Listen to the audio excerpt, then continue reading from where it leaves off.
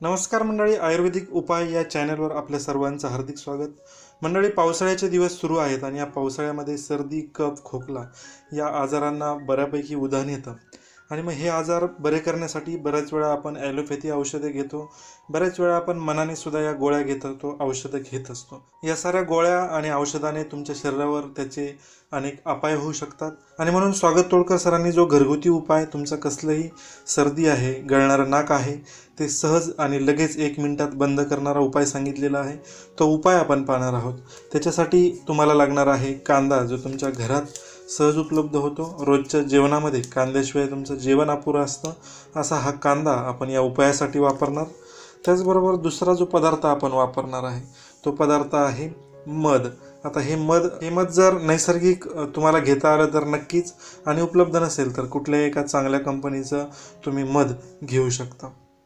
आता उपाय कसा करायचा, तर त्याच्यासाठी तुम्हाला या कांद्याचा जो आहे तो रस काढून घ्यायचा आहे. तुम्ही कसाही काढा, मिक्सरने काढा किंवा खलबत्त्याने काढा. अशा पद्धतीने मी याच्यामध्ये रस या कांद्याचा घेतलेला आहे 2 चमचा. लक्षात ठेवा, 2 चमचा मी कांदा रस घेतलेला आहे. त्याच्यामध्ये हा 1 चमचा आपण मिक्स करणार आहे. ते व्यवस्थित पद्धतीने मिक्स झालं पाहिजे.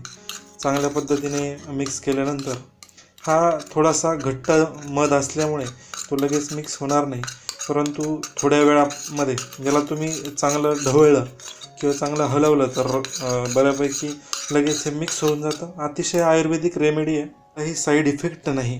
कांदा जो आहे तो तुमच्या घरातला आहे आणि आपण रोज कांदा खातो, आणि मधाचे सुद्धा फायदे तुम्हाला माहीत आहे. आणि म्हणून हा सुंदर असा उपाय नक्की करा. तुमचा सर्दीचा जो कुठलीही तुमची सर्दी असेल, 2 मिनटात सर्दी गायब होणार आहे आणि कफसुद्धा तुमचा पातळ होऊन पडून जाणार आहे. त्याचबरोबर तुम्हाला जर ॲलर्जीची सर्दी असेल तर ती सर्दीसुद्धा या उपायानं कमी होते. अतिशय रामबाण असा स्वागत तोडकर सरांचा उपाय तुमच्यासाठी आज आयुर्वेदिक उपाय या चॅनलवर मी घेऊन आलो होतो. व्हिडिओ तुम्हाला आवडला असेल तर नक्की लाईक करा आणि माझा आयुर्वेदिक उपाय हा चॅनल नक्की सबस्क्राईब करा. धन्यवाद.